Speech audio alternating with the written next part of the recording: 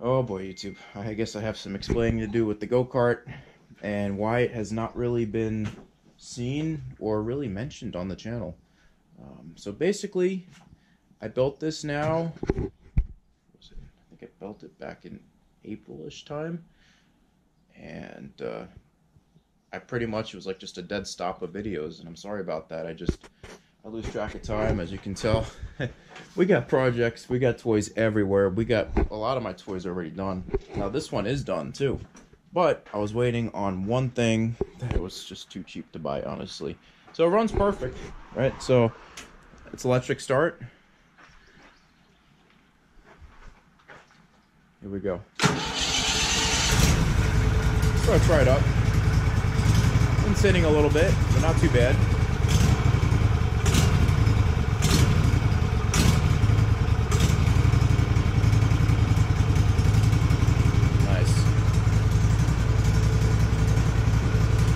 So she runs fine. I haven't even had to give it a servicing yet. Sorry about that. I haven't even had to give it a servicing yet because of how little I use it. No, it is going to stay with us for a while. But the one thing that I just never did on this was the brakes. So I actually have a super old brake on here, and there is no pad left. There is zero pad left, and all this time I've just been holding off buying it. I kept holding off buying it, but let me show you all how it looks in all its glory. Now again, I've used it a few times. It's got brand new tires, brand new rims. The LED lights do work, very bright. They're great for night. Like every typical YERF dog, the steering radius sucks, but it is what it is. At least the tires don't hit the inner wall, I guess, or like the bottom of that. But let's see, what else did I do to this since? I don't know if you all saw, once the engine was fully installed, you know, I have all the wires nice and buttoned up. This is the brand new seat that I bought for it. What else do we have here? The tank was fully de-rusted as well. Oh, it's been a while since I've taken this one off. There we go. Woof.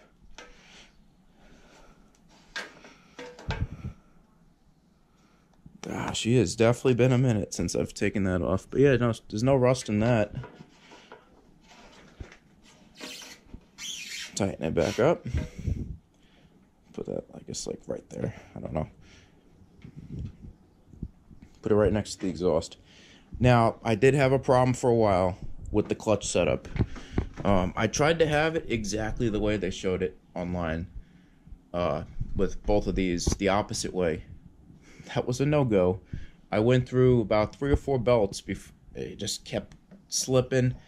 So many problems with the way that was set up, and finally, this was the only route I could do that would work. So I have both the main clutch and the, I forget what they call that, the centrifuge. I know the entire thing is torque converter, but basically I have everything switched around.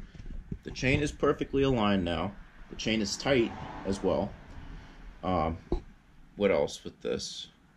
Yeah, I don't know why I just had so many problems, and I almost have a feeling it was because of the stock spring that was in it. That was one thing I did replace it with. I replaced it with a genuine Comet spring.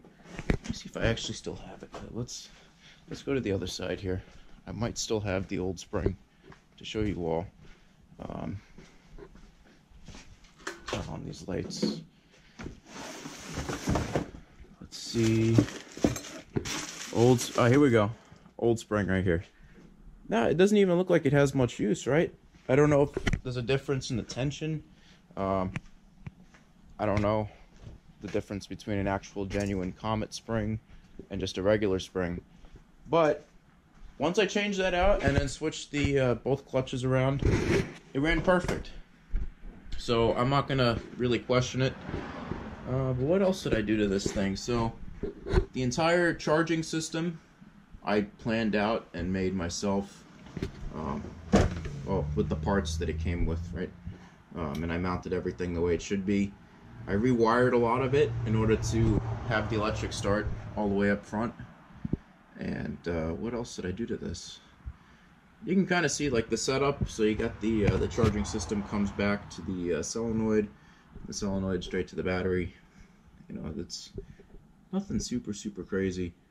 I think the hardest part was actually mocking the 18 horsepower engine to this go-kart, because you know this go-kart was never made for an 18 horsepower engine, and I think that was the hardest part of the entire build, honestly. Now, there has been some wear and tear. Like I said, the brakes are shot, so I ended up having a problem where, because I kept slamming on the brakes, I was actually bending the pedal.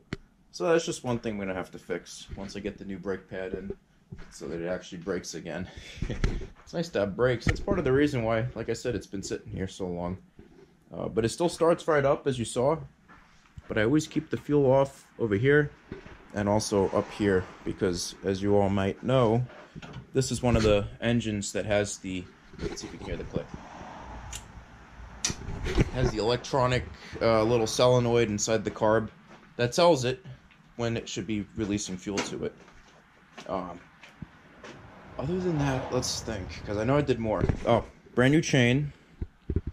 So that I cut to length, nothing that crazy, I guess, right? New spark plugs. I did an oil change back when I did everything. I had a brand new air filter when I did everything. New throttle cable. So trying to find a throttle cable that was long enough for this setup was another bit of a challenge. Then we have the aftermarket shocks that I put on here. That was another bit of a challenge. And, wait 1 second. Sorry about that, YouTube. I had someone peeping. Sorry. She started to peep. She's on to us. Quick, let's run. But anyway, as I was saying, so basically, I still have to finish tightening up the muffler. Like little things like that. This is, I don't want to call it ghetto, but this is my kind of half-rigged choke setup. So when it says fast, that means there's no choke. When it says slow, it's completely choked. So, you know, that's what I did for that. And I just tied it around here, and it works. You know, it holds. Yes, I could have put it up here, but then I would have had to get bigger cables, and I didn't want to have to deal with that. Plus, that works fine. So there's nothing really to have to worry about that. Otherwise, you know, I'm able to actually fit in this go-kart, which was always my favorite part about it. See, I fit perfect, and I don't even think it's all the way back. There we go. Now it's all the way back, and you can kind of see, you know, I'm 6 foot, and I fit pretty comfortably in here. But again, the brakes, absolutely shot. It's just not even worth driving right now, because it's just more of a hazard. You know, I could get hurt on this thing. What else did I do to this? The whole roll cage was welded together. That way it'd be way more sturdy, because as a lot of you might know, a lot of these go-karts are very rattly when they make noise and stuff. So I made sure this would be as quiet as possible. And what else? So we got the muffler. Oh, the LED lights. LED lights, just 20 bucks on eBay. Nothing too crazy. You know, I tried to go the cheaper route, but it was not cheap by any means. This entire build was pretty expensive. So if you plan on doing a full build like this, if you got the go-kart for cheap, by all means, go ahead and do it. If this is the only toy, again, go ahead and do it, or just do it because you want to do it. But don't do it and expect it to be cheap. If you want to have it done correctly, it's not going to be cheap. Even the engine alone was 200 bucks, right? And then I had to get the exhaust, the battery, the clutch, entire set, you know. The welding, you know, that's money right there. You know, I did all my welding myself, but you have to also remember it takes electric and everything else. The LED lights, the shocks, again, the battery, the solenoid, the charging system, the choke. I mean, I think the clutch was actually more than the entire engine was brand new. Not brand new, but brand used to me. And then they got the tires and the rims. You know, that's even more money right there. So at the end of the day, you have to pick and choose. If it's something you really love and you really want to do, go for it. But it will cost you. I'm just checking something really quick. It's still pretty aligned.